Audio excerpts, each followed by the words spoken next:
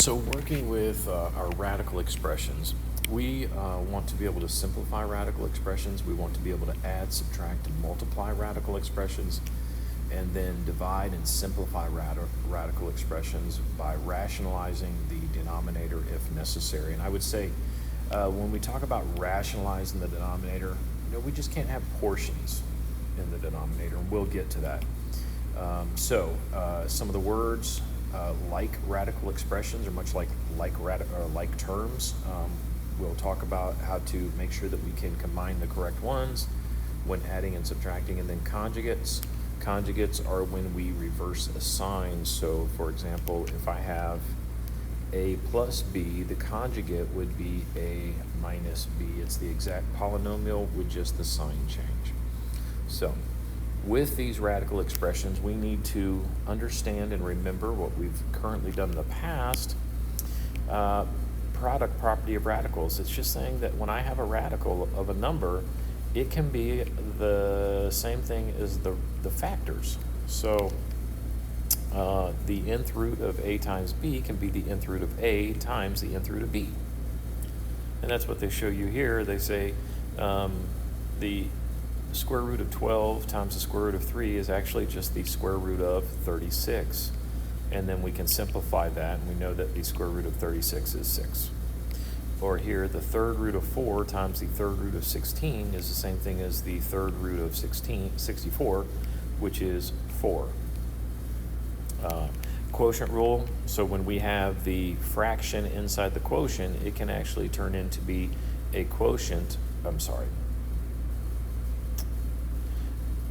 fraction inside the radical. It can actually be converted or understood that it can be the numerator in the radical divided by the denominator in the radical. So much like here. A good example would be if I had the square root of 25 over 4. That is the same thing as the square root of 25 over the square root of 4, which we know is 5 over 2, plus or minus. Okay.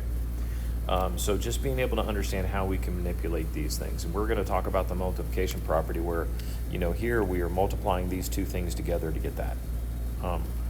To simplify a radical, we learned in the past, though, one of the things that we really focused on in algebra was how to simplify a radical, and we wanted to simplify it to its things that we could do without a calculator. So if I had the square root of 32, that is not an even integer number. But there are perfect squares in there, and we turn around and we say, okay, let's find the perfect square that is in there. And we know our perfect squares are 1, 4, 9. Starting to see these, remember these now, because this is 6 times 6, this is 5 times 5, 4 times 4, 3 times 3, 2 times 2, and 1 times 1. Perfect square. So when we simplify this square root, we are looking for the largest perfect square that divides into that, and we know that it's going to be 16, and 16 times 2 is the same thing as 32. So then we can find the square root of 16. So the square root of 16 is going to be plus or minus 4, and then we have the square root of 2 left over because that is not something we can simplify with just basic math skills, okay? So that is simplifying a radical, and that's what we're going to do here to a little bit higher degree, but understanding the concept and remembering the concept of simplifying a radical. So with that, in this, using the product property, they have done a lot of stuff here, and I'll tell you, it is explained in your notes step by step. But what I would like to do is possibly work this a little bit differently because they have a lot of information in here. And I'm going to use, that thing that we were doing before, coming up with our fractional exponents. So this, again, is going to be the index of 3. So I'm looking for the cube root of negative 27a to the 6th, b to the 14th. Okay, so the first thing I can do is I can rewrite that, and I'll rewrite it right here. That is the cubed root of negative 27, the cubed root of a to the 6th, the cubed root of b to the 14th. Okay, now, using those fractional exponents, now this is going to simplify, this will simplify right into the calculator.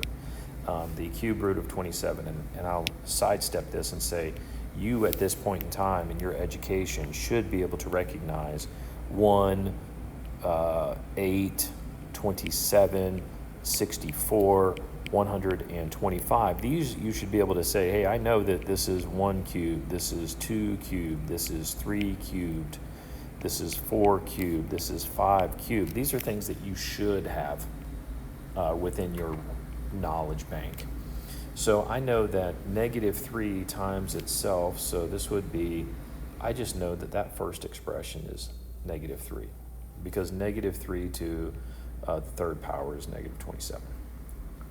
Now here, the a, remember your index becomes the denominator. Your index becomes the denominator. And I have a to the 6/3, and I have b to the 14/3.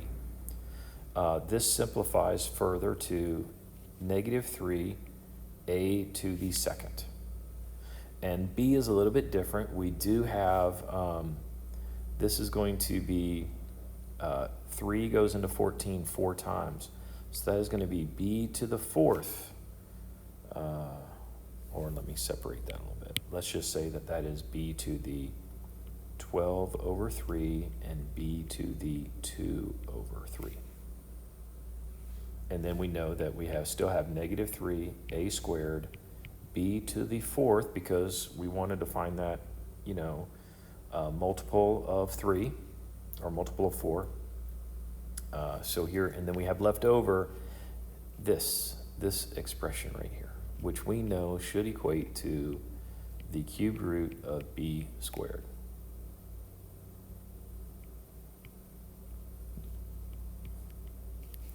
Okay, and that is your answer. So, they're doing a lot of information. They're showing you how this turns into a cube, how this turns into a cube, how this turns into a cube, and what's left over.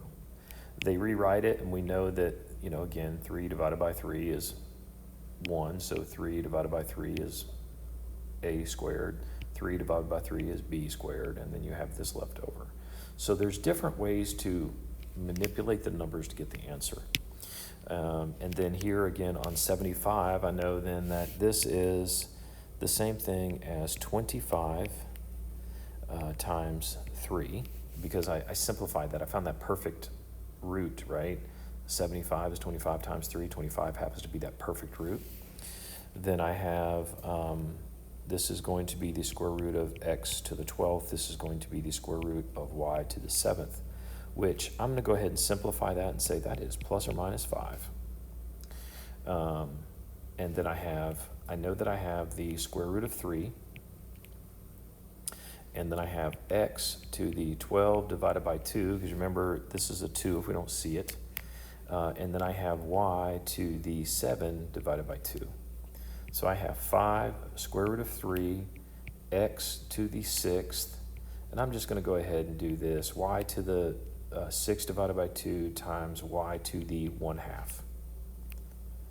And I will say that I have 5x squared.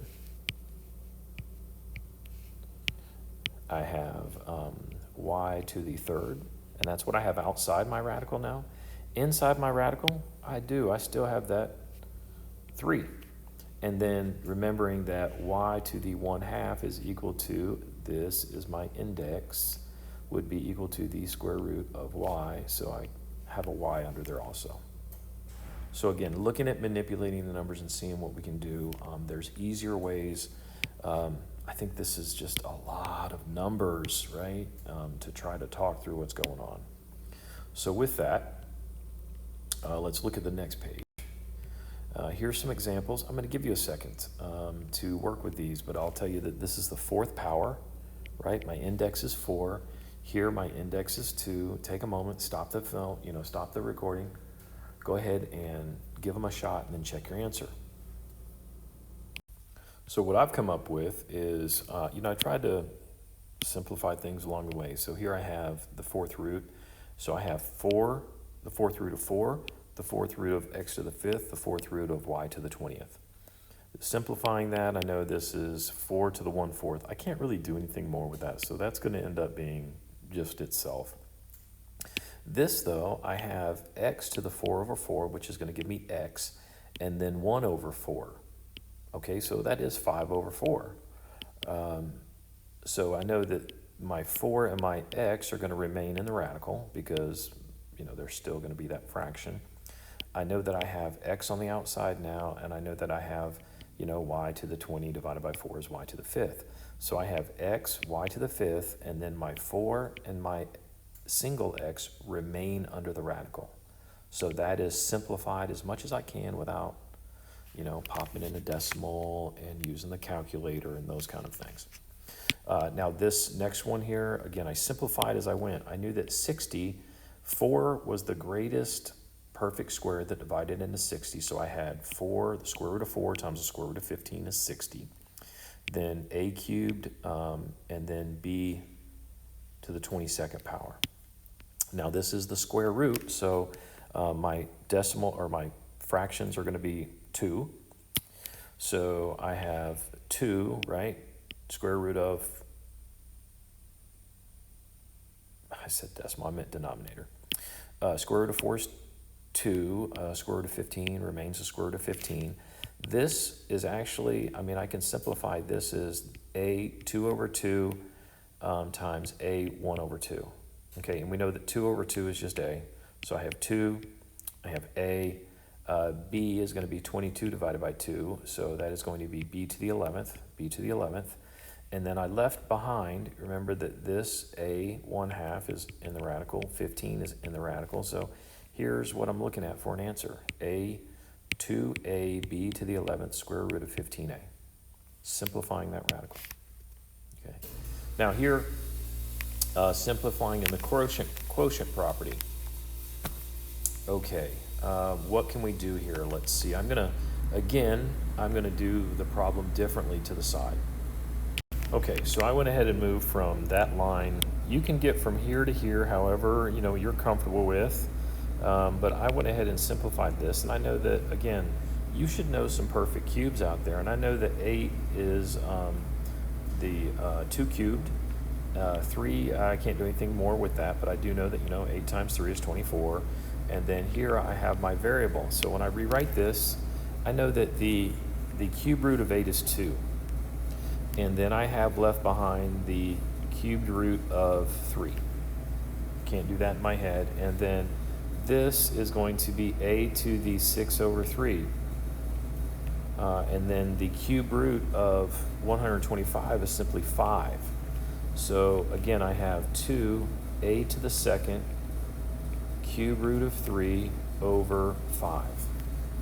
There's different ways to do this, to manipulate the numbers, to show each incremental step, but I'm trying to think, what are we capable of doing, without getting too confusing? So 8 times 3 is 24. I know that this is a perfect cube. I know that this is actually going to work out to be a perfect cube once I simplify my fraction. I know that this is a perfect cube, so I think I was able to get to the answer a little bit smoother than this. Looking at this next one right here, I tell you, I'm lazy and I want to do something immediately, and I want to simplify that. Inside the radical, inside that grouping symbol, what can I do with that fraction? I believe they're both divisible by 16. So if I were to take 80 and divide it by 16, and I were to take 256 and divide it by 16, this would actually look something like this. I think 5 y to the 14th over 16 y to the, not y to the 14th, 16 z to the 4th. All of a sudden, immediately, just by simplifying that fraction and making it smaller to deal with, I made this problem a heck of a lot easier. So, looking at that now, I have the 4th root of 5, and I know I can't do anything more with that because that's 5 to the first. There's no, and then I have y, the 4th root of y to the 14th. We can do something with that. And then I have 16, the 4th root of 16 times the 4th root of z. You put it in the calculator and we'll find out that the 4th root of 16 is 2 times 2 times 2. So 2 multiplied times itself 4 times is 16. I know that this answer is 2. That simplifies to 2. I know that here I have z to the 4 over 4. I know that I have, this isn't going to change. We can't do anything with 1, 5, right? 5 to the first power isn't going to be the 4th power all of a sudden. I'm just going to leave it here. I don't need to rewrite it. And then I have y to the 14th. But I'm looking for multiples of 4, so let's go with, I have y to the 12th divided by 4, and then I'm going to have left over y to the 2 divided by 4, I think, right? Now when I go to simplify that, I still have 4, the 4th root of 5. I know that this becomes y to the 3rd. I know that this is going to just go back to being y squared underneath the radical. And all of that is going to be over 2z, because z 4 over 4 is 1, z to the first. So there is my answer. This, we want to make sure we simplified this, and we originally started off, if you'll notice, with even exponents. So since they were even exponents, we know that we're going to have a positive value, that positive root. So that's why they're saying, hey, all of a sudden we got something cubed. Make sure you're using only the positive value, not the negative value. So there we go. This is possibly a different way to simplify your radicals. I think it's within our capability. This, extremely confusing. Okay, so looking at this, I would take a moment to do this. I'm going to tell you right now, one thing that I would look at and make efforts to do, the first thing I would do is, if I rewrote this, think I have x squared. In the bottom, I have x to the 8th in the numerator. That is 9x to the 6th, y to the 13th over 25. I'm making it easy on myself right there just by simplifying my fraction before I get started. And now take a moment and finish that up and then check your answer. So when you go to simplify, I've showed you a couple more steps here. Again, I broke it down into each one of my units being squared, the square root of, and the square root of 9 is 3. The square root here would be, remember, my 2 becomes my denominator of my fraction. So this would be x to the 6 divided by 2, which is x to the 3rd. Y to the 13, right? 13 divided by 2, which is 12 divided by 2, which is going to be y to the 6th, leaving behind 1/2, or y to the 1/2, or the square root of y. And then all of that over 5, because the square root of 25 is 5. So simplifying, maybe you can skip this step and go straight to this step, but don't skip too many steps. Don't try to go from here to here. Show something in between, because you're going to lose track of your numbers. Now, adding and subtracting, we talk about like radical expressions.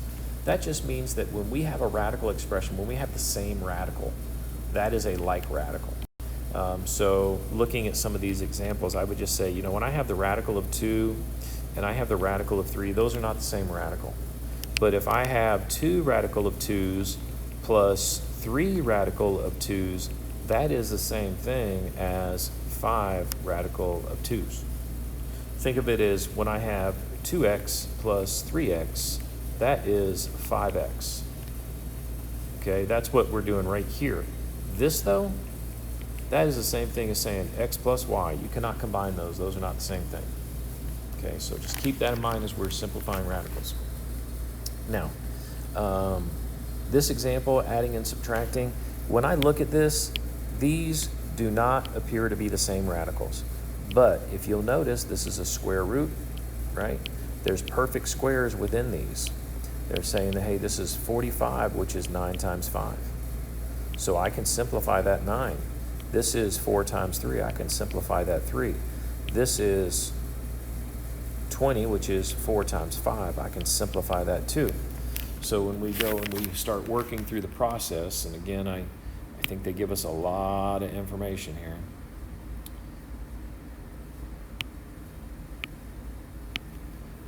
Understanding this process, right? And I know that I go from 9 to 3. I go from 4 to 2. I go from 4 to 2. Now here's where we get a little bit, making sure, hey, I got to multiply my two numbers together. Nothing for me to multiply the 2 together, but I got to multiply my -3 and 2 together. So now we have some like radicals.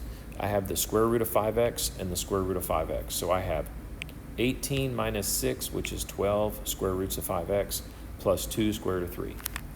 So that is that process that they're going through. Now here, in this check, we can simplify possibly some of these radicals. Remember, we got the square roots here, right? Squares, perfect squares. We know our perfect squares are 1, 4, 9, 16, 25, 36, and 49. It looks like anything larger than that wouldn't be used in any of these problems. So I'm looking for which one of these is the largest one that will divide into my radicals to get my answer, to help me simplify these radicals. So go ahead and simplify the radicals and then work to combine like terms and then check your answer. Okay, so here I went ahead and simplified my radicals. I know that 9 times 2 is 18, 4 times 7 is 28, 49 times 2 is 98, and there was nothing to do here. I just brought that whole term down. And I'll just work backwards here. This is going to be the square root of 49 is 7. So I have 7 times -3 is -21, and then I have my 2x in my radical. Here I have 2. 2 is the square root of 4, so -5 times 2 is -10, square root of 7. And then here I have the square root of 9, which is going to be 3 times the square root of 2x. Now, like terms, I can combine -21 square root of 2x with 3 square root of 2x, which becomes -18 square root of 2x. -21 plus 3, -18 square root of 2x. I have the square root of 7 and the square root of 7x. Those are two different radicals, so they would be kept separate, and this is a simplified expression being added / subtracted. So that's how we do that. Okay, so being able to simplify radicals and then just combine like radicals. Okay, looking at how to multiply radicals. Well, what we can do here is independently, if you look at these, we can't do anything with x squared when I have it to the 5th root. I can't do anything necessarily with 16 when I have it to the 5th root, or x to the 4th or y to the 4th with the 5th root. But what I'm going to do is, since this multiplication, this operation is multiplying, I'm going to multiply these two radicals together and just start fresh and see what happens. So I'm going to go ahead and do that as my first step. So when I do that, I end up with 12, simple. 4 times 3 is 12. I have the 5th root. Since they're both 5th roots, I can multiply them together. -10 times 16 is -60. I have x squared times x to the 4th gives me x to the 6th. I have y to the 6th times y to the 4th gives me y to the 10th. And then when I start to simplify, breaking it down, I know, you had to look at it and say, what are my 5th roots? And the 5th root, 2 to the 5th power is 32. So it turns out that 160 is divisible by 32 5 times. So I'm going to go ahead and separate that 5th root. So the 5th root of 32 times the 5th root of -5, the 5th root of x to the 6th, and the 5th root of y to the 10th. So I still have 12. This right here simplifies to 2. So I have 12 times 2. Then I have the square root, the 5th root of -5, and this is x to the 5 over 5 times x to the 1 over 5. right? So I still have 6x to the 5th there. And then this would be y to the 10 divided by 5. So I end up with, this is 24. This is going to be x. This is going to be y squared. And then left behind in my radicals would be -5 and an x. -5 and the x. Now, -1. Oh, I think, let me think here, -1 to the 5th power. We haven't dealt with a negative really in this sort of fashion, but I have -1, and think about it, -1 times -1 times -1. This would be a +1, this would be a -1 times -1, that would make it a +1 times -1 again. Oh, -1 to the 5th power is -1. So actually, this is a positive and this is a negative. So I can bring that -1 out. And then there you go. A little bit differently. I did the problem a little bit differently than what they did here, but each one of us develop our own methods that we are happier or easier working with. But without a doubt, what they've done there is acceptable. Now take a moment. Here's a problem for you. I would go ahead and work on this, and we have the 5th root here. And I just say, here's that negative number. We know we're going to be able to pull out that -1 on the outside. So go ahead and work that and get your answer. And check your answer. Okay, so when I check this, I have -9 times 27, which is -243. Then I have x to the 3rd times x to the 4th, which is x to the 7th, and then I have y to the 5th times y to the 5th, which is y to the 10th. I went ahead and broke it up into its individual radicals, and now I have, if you put in the calculator, the 5th root of -243 is -3, and we've learned how to do this in class. So I can just go ahead and say, hey, that's -3. Now here I have the 5th root of x to the 7th is going to be x to the 5/5, which is x to the 1st, and then x to the 2/5, which is actually x squared, the 5th root of x squared. And then here y to the 10 divided by 5 is going to be y to the 2nd. So here's my simplified radical. Simplified radical. So with that, let's move forward to the next one where we start talking about radicals and multiplication and using the distributive property. So in this example, we have the area is base times height. So the area of this entire thing is, 1/2 base times height. 1/2 times your base times your height. Now here, when we get to this point, you have to remember that we have technically a binomial. So we have to take the entire, we have to multiply this times both the terms, and then we have to multiply this times both the terms. And then that's what they've done here. And then they've started to combining like terms and simplifying and working through. And then when they get down to the end, they find out that, as they simplify, they get down here, find the area in square inches. Now, there's no variables involved here. So what they did is this can actually just be put into the calculator, and it will give you a number. We waited until the last minute to come up with the decimal, though, because you don't want to be carrying these decimals up here. So we simplified the radical, got down to this point. When you put that into the calculator right here, you're going to come to approximately 188.5. And that would be inches squared, because we are talking about area. Okay. And then here in this example, we're talking about the area of a rectangular pool. And for the area of the rectangular pool, it is length times width. So when we go to multiply, we are going to be looking at the length, which is 7 square root of 10 minus 4 times 6 square root of 10 plus 8 square root of 5. So again, you're going to multiply this term times both of these. You are going to multiply this term times both of these, combine like terms, and simplify. So I'll give you a moment, stop the video, check your answer. Okay, so as I simplified that, of course, I did the distributive property and I ended up with, like 42 times the square root of 100, which is 42 times 10.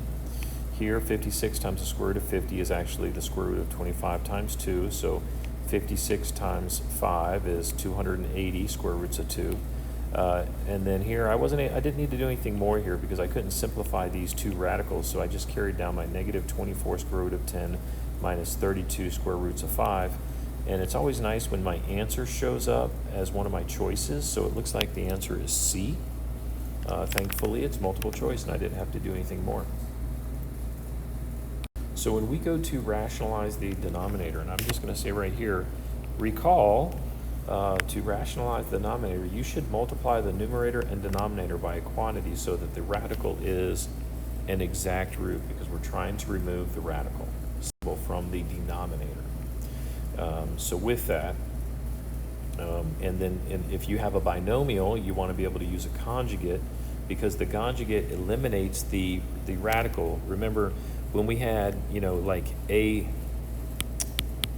when we had a minus b times a plus b, right? That was one of our factoring things. That was the difference of squares. It became a squared minus b squared. And we ended up, zeroing out the internal, minus ab plus ab. It got rid of that middle term, and that middle term in this case would hold that radical in it. So that's why we do that. Now, in this example, I'm going to get rid of this real quick. I don't want to waste a lot of time in the sense that what's going on here. Make it easy on us right off the bat. If you notice, is there something that can be done in that fraction before we get started? Absolutely. This a and then this can become, we can simplify that fraction right there. So I end up now, as I rewrite it, I end up with the cube root of 250 a to the 5th over the cubed root of 7. I don't have to keep dealing with this a that they're working with. I don't want to deal with that a they're working with.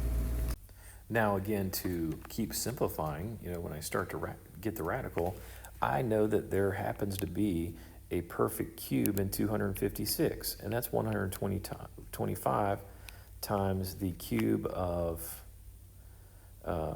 2 times, I have the cube of a to the 5th over the cube of 7.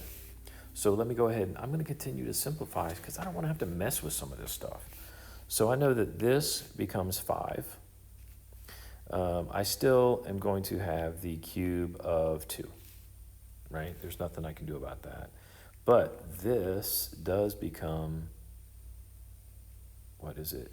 Think about it. That is a to the 3 over 3, a to the 2 over 3. So that would be a, and then a squared would be on the inside. All of that is over the cube root of 7.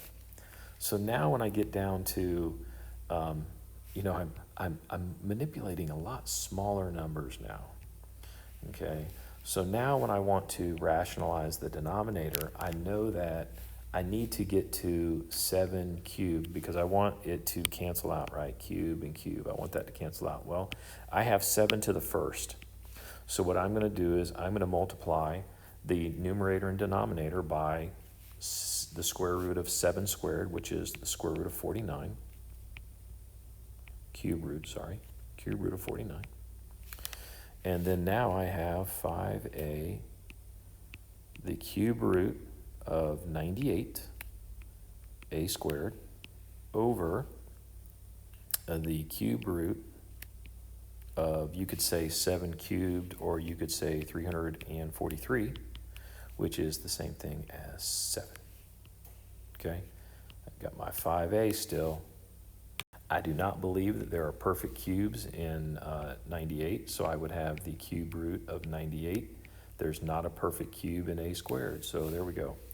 So a little bit different. I've done the problem a little bit differently here, but I definitely want to make my stupid problem smaller numbers if I can. I got rid of my, I got rid of that a in the denominator. I didn't need to worry about it. I got rid of, that large number and made it just a 2 because I was able to simplify along the way. So there's different ways to do things that will definitely benefit us just by a little bit of math facts. And I would say on this check, go ahead and do it and then check your answer. But again, what can I simplify?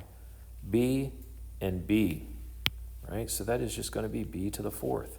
So I can start off then a lot easier with 20 over 3B to the fourth. And then go and check your answer.